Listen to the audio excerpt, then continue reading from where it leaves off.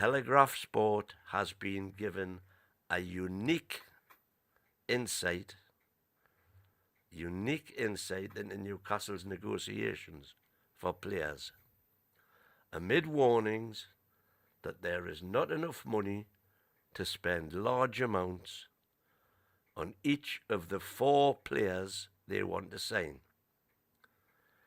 Senior club sources, that old club sources, believe a so-called Saudi tax has plagued the club since the takeover by PIF back in October 21, and that it remains an issue.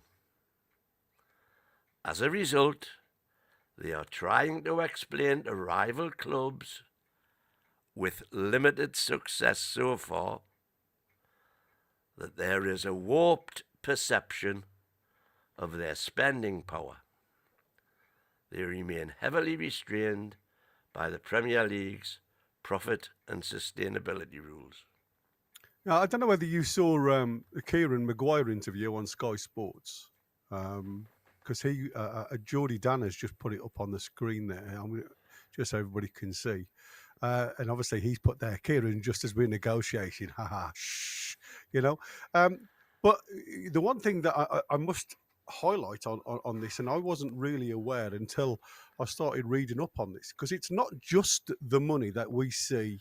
I mean, obviously, it's now common knowledge that it seems that Burnley are holding out for around about £40 million for Trafford, where obviously the valuation of Newcastle is somewhere in the region of 30 million.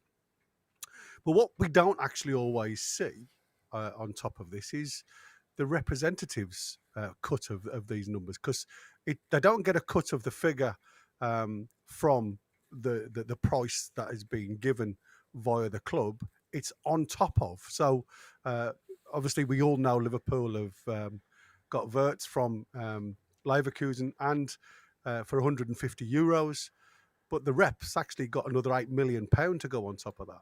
So what we fail to see as fans sometimes is the fact that we have to look at the hidden charges on top of. Because to be fair, it's something that really didn't give me. I didn't really understand how these negotiations start, and I was over there talking to a Galatasaray fan who over in Turkey, who was explaining some of the deals that the Turkish players do and how it works over there. And I was like, I need to have a look, because I've never really understood how our deals are. And, you know, it was only when I was on the way back and I was reading up on some of the articles that I'd saved to read while I was on the plane.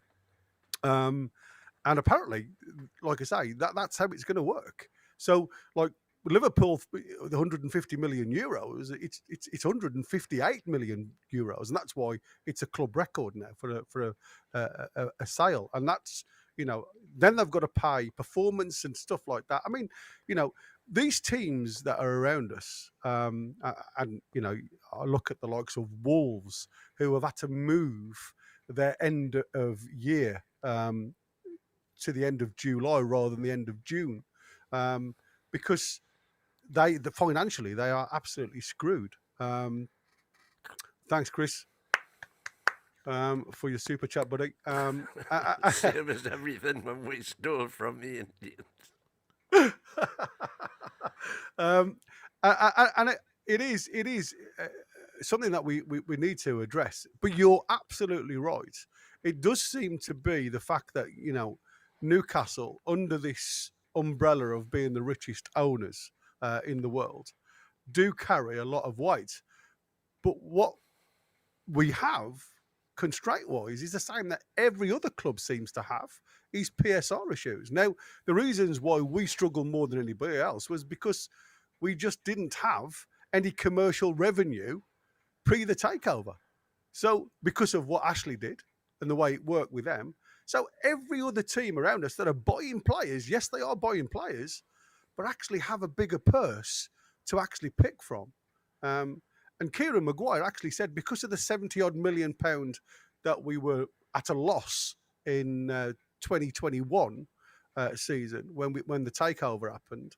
That falls off now. So there's obviously, as he said, as Geordie Dan said in there, we have got margin to actually go out there and spend. But I don't think it's going to be 70 million on every player that we bring in.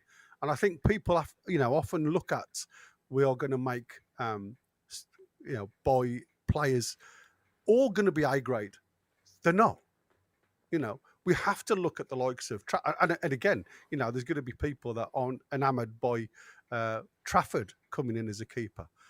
I ain't particularly enamoured by Trafford coming in at 40 million if that's what we have to spend, because I believe there's as good a keeper out there in Europe that they can go and lock up. But we know Trafford's been on the earmark for some time now. So have we got a gun held to our head regarding a ransom when it comes to paying a price for a player because we are Newcastle? Well, either that, or, as Crystal Palace found, we go in with a valuation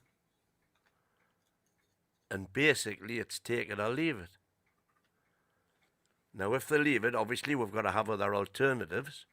Although, as Chris regularly comments, as far as he's concerned, and really as far as I'm concerned, goalkeeper is not a priority for us right at the minute. When we've got Pope and Dubravka, okay, they're not top of the tree, but they're perfectly adequate and have proven to be Premiership players. Next level, perhaps not. No. But certainly, if you're going to get, held over a barrel for a goalkeeper, move on.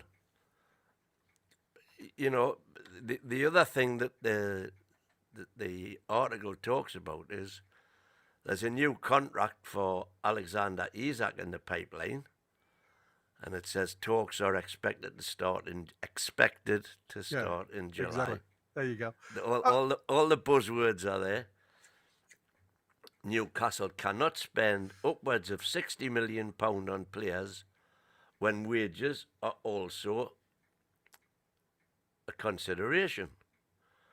Although the sales of Miguel Almiron and Lloyd Kelly in January brought in around 25 million and has given Newcastle the flexibility to invest in new players, there is not a lot of headroom in which to manoeuvre.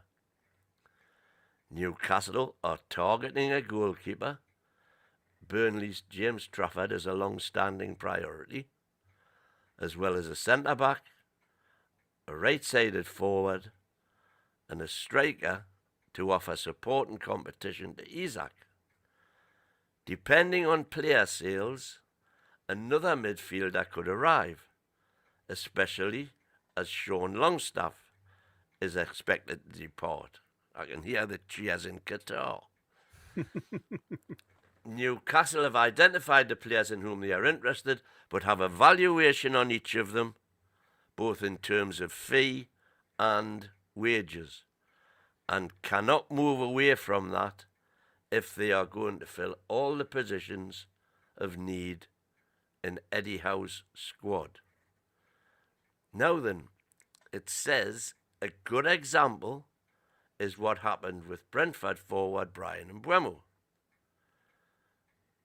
The Cameroon international was identified as a leading target by Newcastle's recruitment team weeks ago, but their attempts to sign the player, universally liked by all the main power brokers at St James's Park, was thwarted. Mbeumo's wage demands, as well as the transfer fee of more than £60 million, proved to be too expensive a deal to pursue, and the player has since indicated he wants to go to Man United. But that's more wages though, mate, than looking for a plan, isn't it? When you look at the two players. Now, I'm going to give you, for instance. Now, this is something that I was really pleased to see with Tino Livramento's comments, with all the news, with him being linked to Manchester City.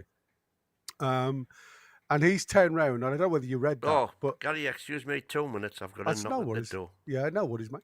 postman always rings twice. If you were to look at like Tino Livrimento's comments when he was making obviously feedback regarding the links to Man City. Don't forget to smash the like button. It helps us a lot to keep growing.